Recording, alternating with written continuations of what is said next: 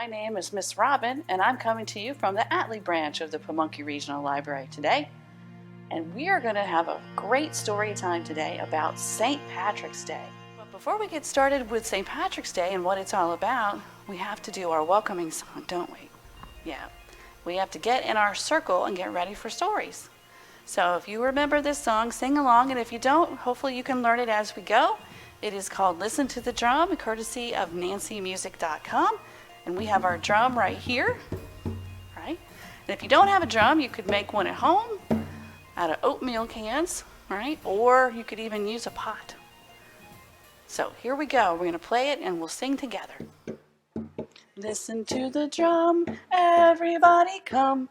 Come to the circle, everybody come. Listen to the drum, everybody come. Come to the circle, everybody come.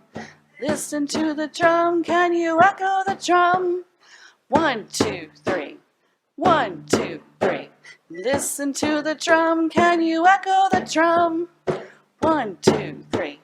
1, 2, 3. Listen to the drum, everybody come. Come to the circle, everybody come. Listen to the drum, everybody come.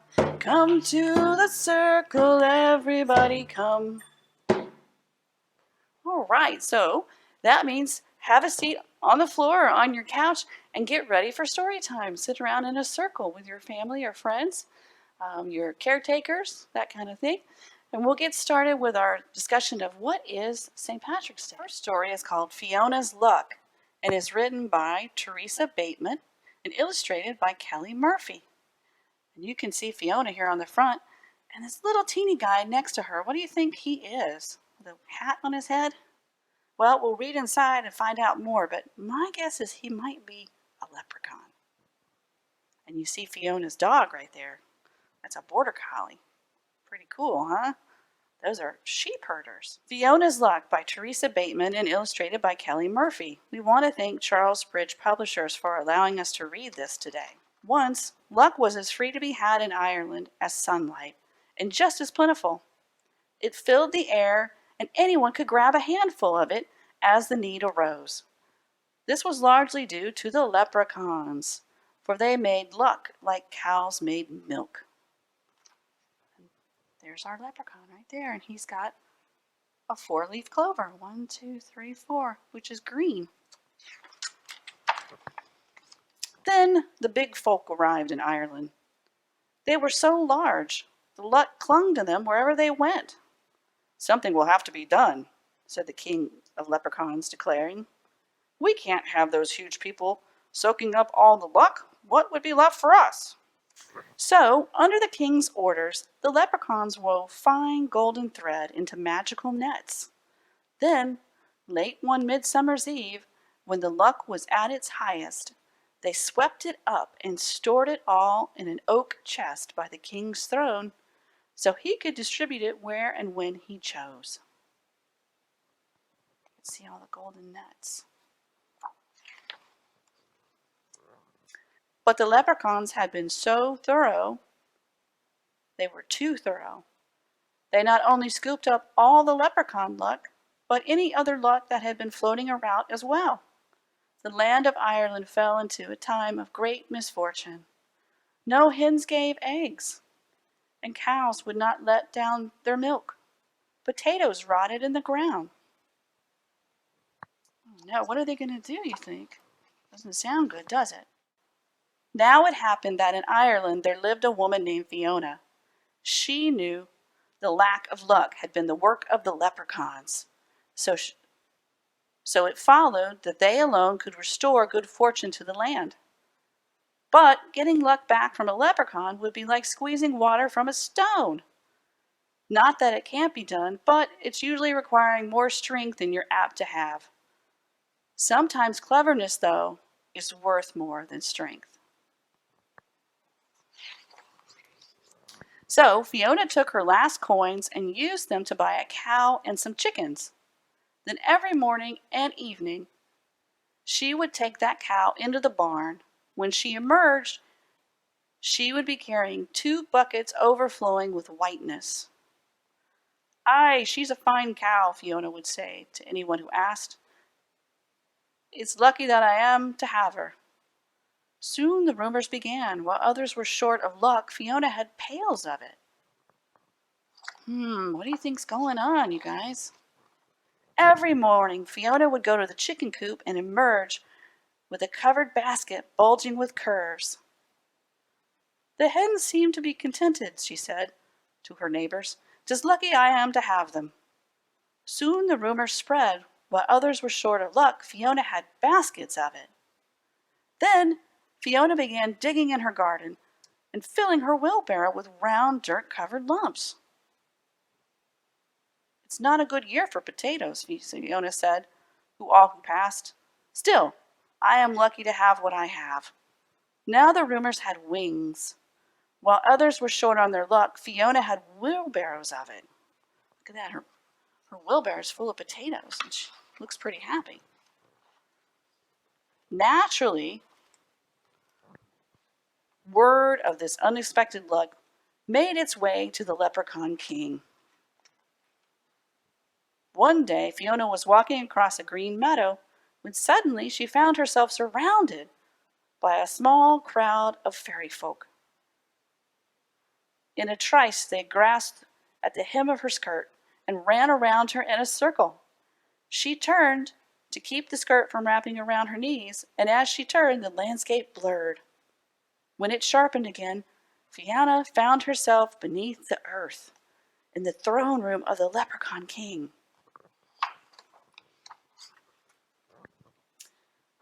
It was a glorious cavern with rich tapestries hanging against all tall granite walls, and the floor cobbled entirely of jewels. Torches and candlelight made everything sparkle, and music filled the air. In front of Fiona stood the throne, and on the throne sat the Leprechaun King. There he is right there. He beckoned to her. Fiona approached, her eyes scanning the room for the missing luck. She was sure as smoke loves fire that the king would be keeping it close to himself. As she curtsied, she spied the oak chest. It was glowing slightly, sealed by a spell. Since everyone knows that no luck can hold for long, what would you be wanting of me? Fiona asked politely. The king scowled. Where are you getting your luck from? Who's been giving it to you, and why? He demanded.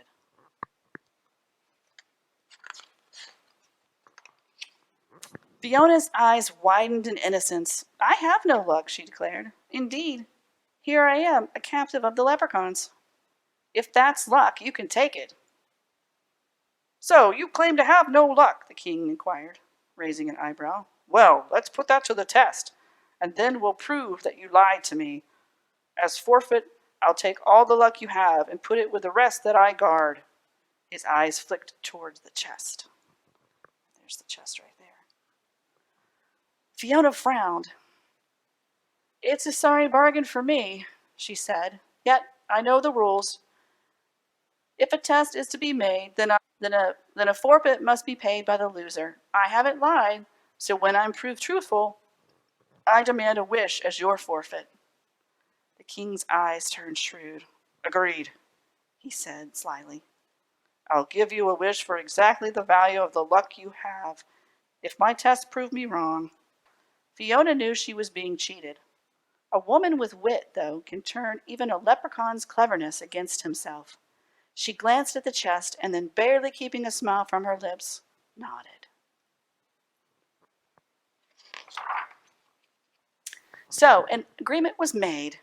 At the king's gesture, one of his magicians brought out a low table and placed upon it 3 beautiful shells. Under one, he hid a small gold coin. Then he whisked the shells around and over and under in a blur. No human eye could follow. Now, said the king, where's the gold? There was 1 chance in 3 of her picking correctly, and a person with good luck would find the gold every time. Even a person with little luck would find the gold occasionally. But though they played the game over and over again, Fiona could never locate the coin. It was as if she had no luck at all.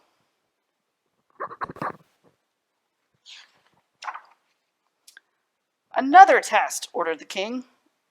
A leprechaun harp was brought forth. Now, leprechaun instruments make music by the luck of the player. A person with good luck will be able to play something just by the stroking the strings. Even a person with just a hint of luck could probably figure out a simple melody. But in Fiona's hands, the strings went out of tune, and no matter how she stroked and plucked, nothing but ear-bending noise resulted. The king shuddered and frowned. Could he have been mistaken? Perhaps the last test would prove him right. Bring out the chess set, he demanded. He and Fiona faced each other across the board. The king made his opening move. Nobody could hope beat the Leprechaun King, for he was steeped in luck. But a person with good luck could last a while against him. Even a person with just a bit of luck had hopes of making a few good moves. Despite the king trying his hardest to lose, Fiona was soundly beaten within 2 minutes. The king eyed her in amazement. You have no luck at all, he declared. But what about the milk, and the eggs, and the potatoes? Fiona sighed. I fill my milk bucket with whitewash, and my egg basket with pine cones, or my wheelbarrow with dirty rocks. Surely that's my own business. I told you I had no luck at all, and I didn't lie. Now I'll take my wish and be on my way. The king nodded slowly. Indeed, I did promise you a wish, but for exactly the value of the luck you actually had. You've proven to me that you have no luck at all. So that's all you can wish for, nothing.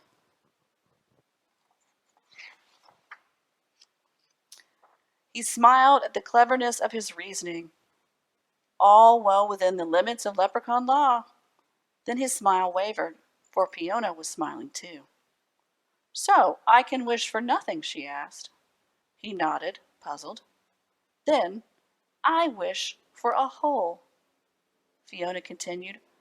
A hole is nothing after all, and that's exactly the value of my wish. I wish for a hole that will never go away, and I wish for it to be in the lid of that chest. She pointed to the chest of luck by the king's throne. The power of a wish rightfully earned is not to be denied.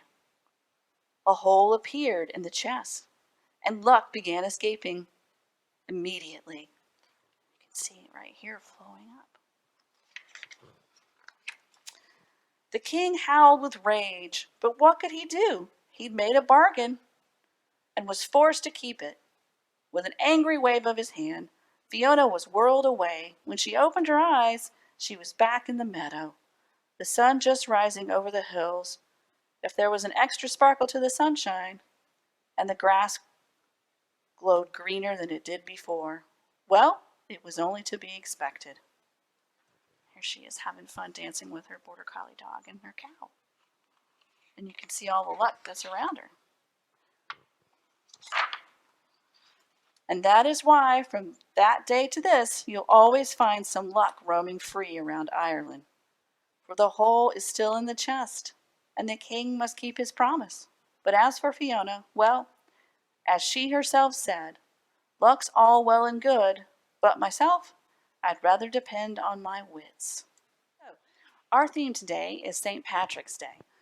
St. Patrick was the patron saint of Ireland, and he brought Christianity to the Irish. He's credited also with throwing out the snakes from Ireland. And every year around March 17th, we have a big party called St. Patrick's Day. And people wear green. You might notice that I'm wearing green, right? It's good luck to wear green. And of course, also there's a tradition that says if you don't wear green, you might get what? Pinched, right? They might pinch you. That doesn't sound like a lot of fun, does it? So today we're going to talk a little bit about legends and folk stories behind St. Patrick's Day. There's tons of them out there. One that you might know deals with leprechauns. And of course, the legend is that leprechauns have a pot of gold, right? And here's our pot of gold right here, which I'll show you how to make a little bit later in our program. Because if you find a rainbow, you can follow it to the end and you might find a pot of gold, right? Or if you're very lucky and you catch a leprechaun, he has to give you his gold, doesn't he?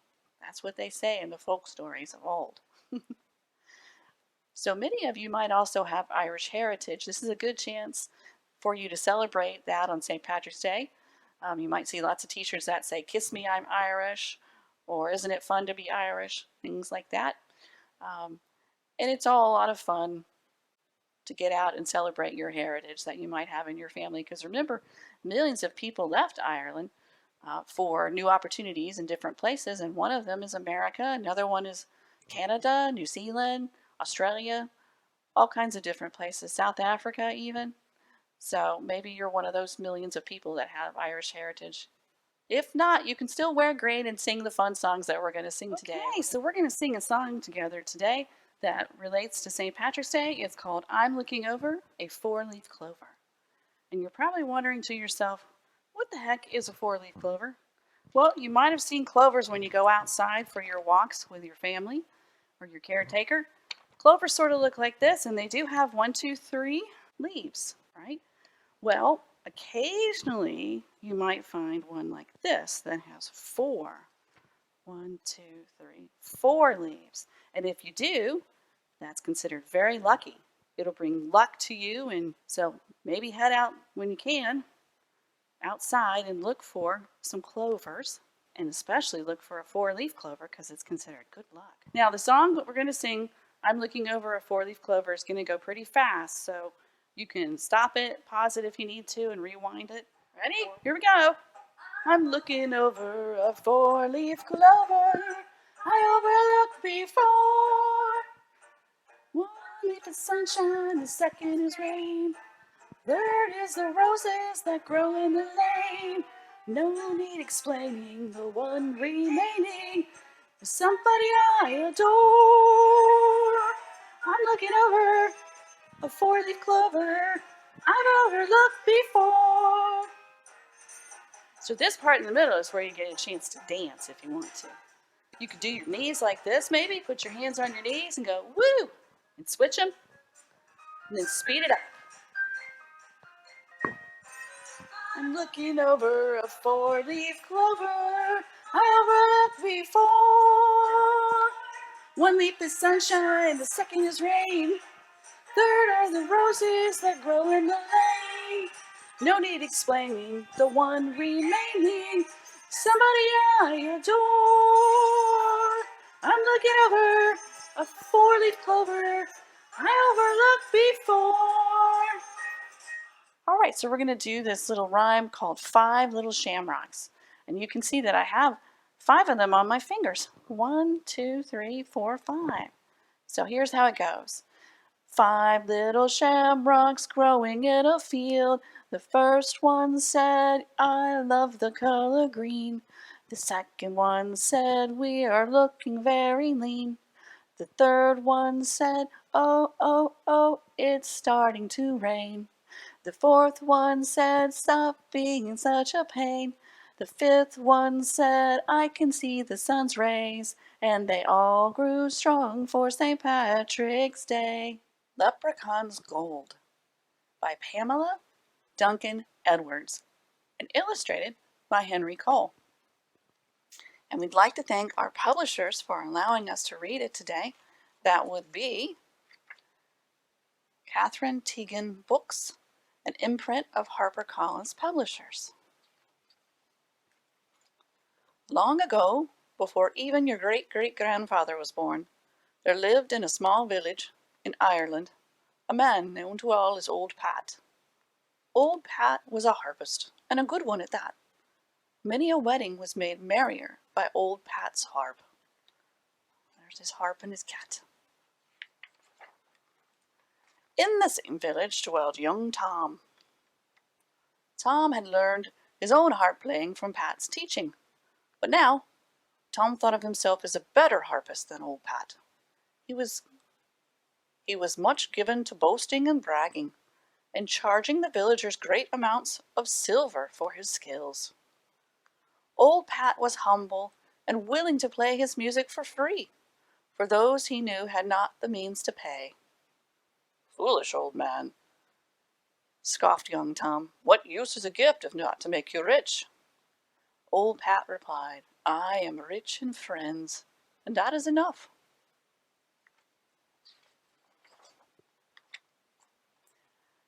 It was supposed to be that life would have continued along its way for old Pat and young Tom had they not seen the announcement.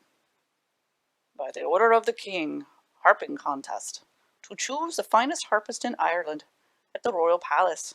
All may enter."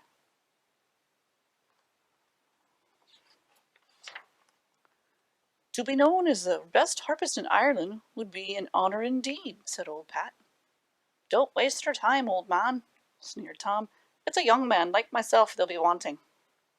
But Pat shook his head and gathered his few meagre possessions for the journey. "Aha," thought young Tom. "If we travelled together, he's sure to offer me a bite of his food, and that would save me a penny or two." And so it was on that night that the two sat together by their fire of twigs. They were footsore and weary from walking many miles towards the royal palace. As he listened to Pat, practicing for the contest, a sudden thought flashed through young Tom's mind. "I could lose to this ridiculous old man." So, as old Pat turned his head for a second, the wicked boy quickly snapped a string on Pat's harp and pushed his own spare string deep inside his bag. "I'm sorry for your trouble," he said to old Pat, "but I have no string to lend you, for I might need it myself." Old Pat sighed. He had no money to buy a new string. The harpist contest was as good as lost. What do you think's going to happen? Then suddenly through the darkness came a cry for help. "Help! Help!" The two men shivered, for they knew the tales of tricks played on poor travellers by villain leprechauns. "'Tis surely the little people 'tis after us," whispered young Tom. But as the voice rose to a wail, "Help! Help!" old Pat's kindness of heart proved stronger than his fear of leprechaun tricks. "We must find out who's in trouble," he cried to Tom. "Not I," declared young Tom. "I'll have nothing to do with it. I'll not take the risk of missing the contest." He turned his back to the voice and covered his ears. Oh my goodness.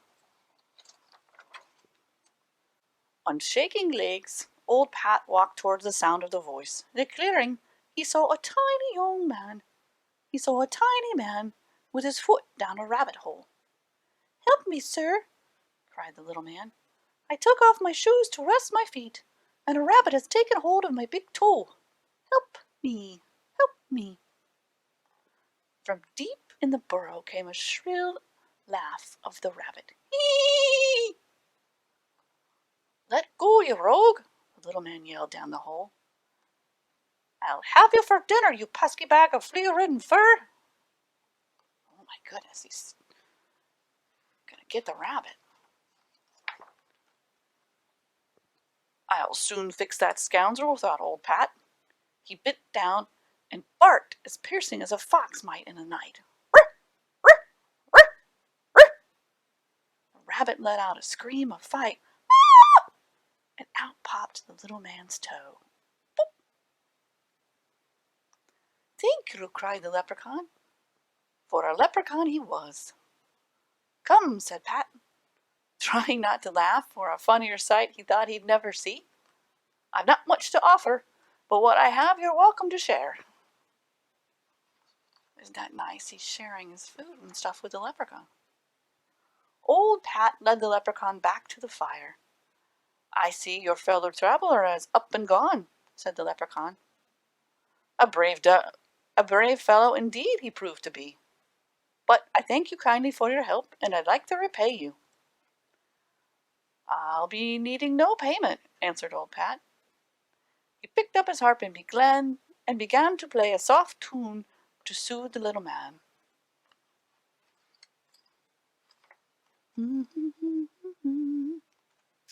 You play well, said the leprechaun, but I'm thinking your harp is not in a good way.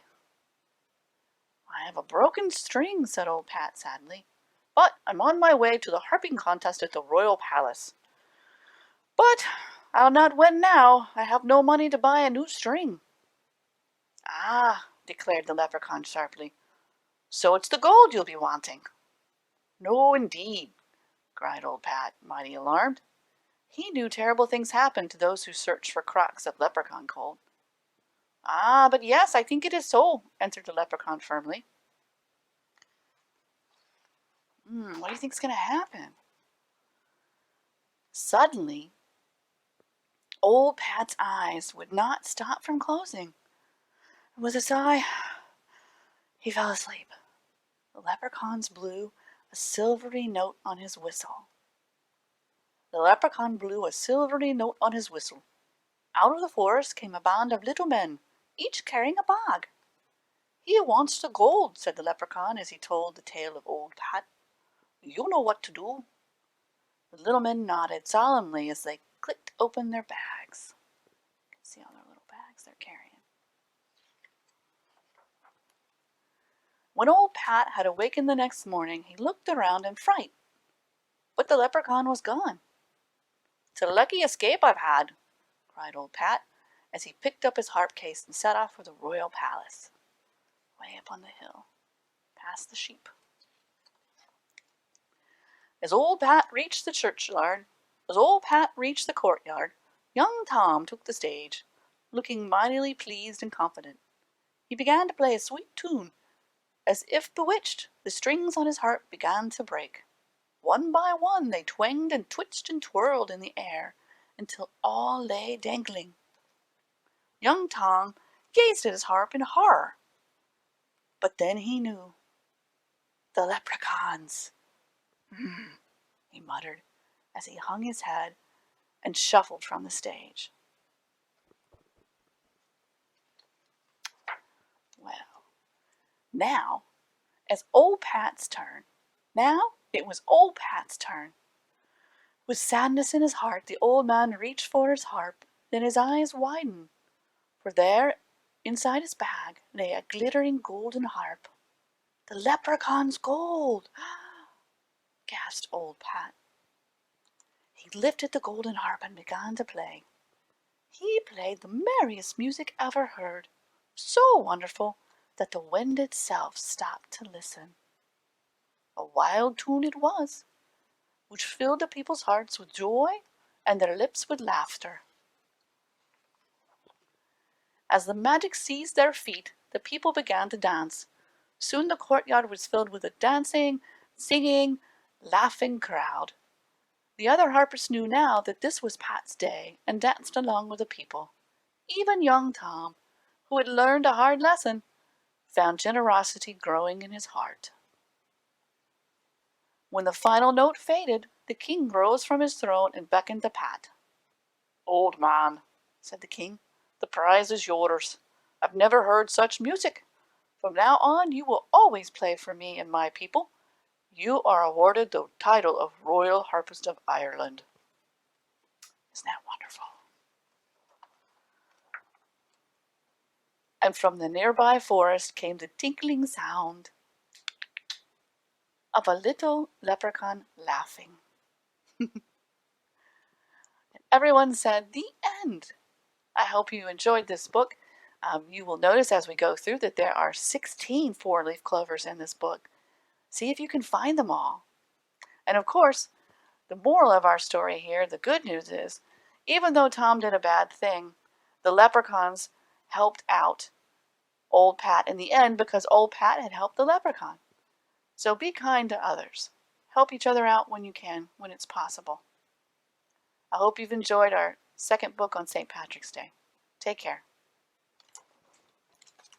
So we are going to sing a little song today called Leprechauns and Shamrocks. And if you don't know the words, they're right here on the board. Hopefully you'll sing along with me as we go. It's a lot of fun. There's some hand movements, some clapping, some slapping on the knees, that sort of thing. Get you up and moving and your blood flowing and having a good time. All right, here we go. Ready?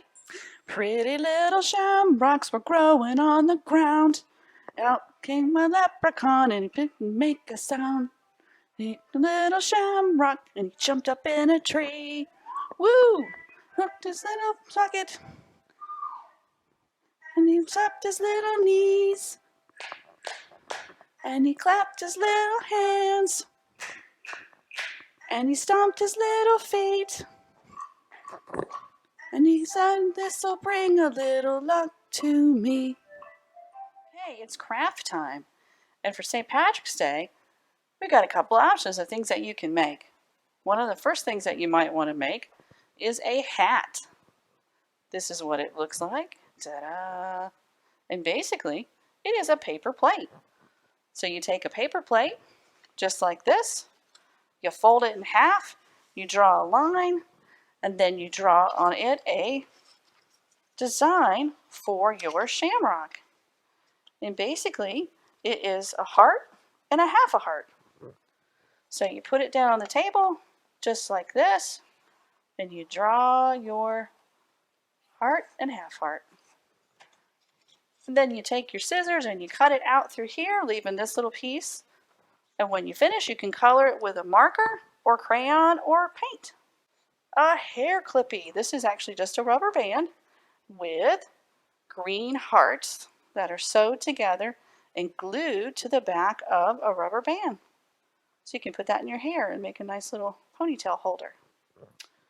And another option for St. Patrick's Day is this fun thing. This is a rainbow twirler. And basically you can see that it is a paper plate.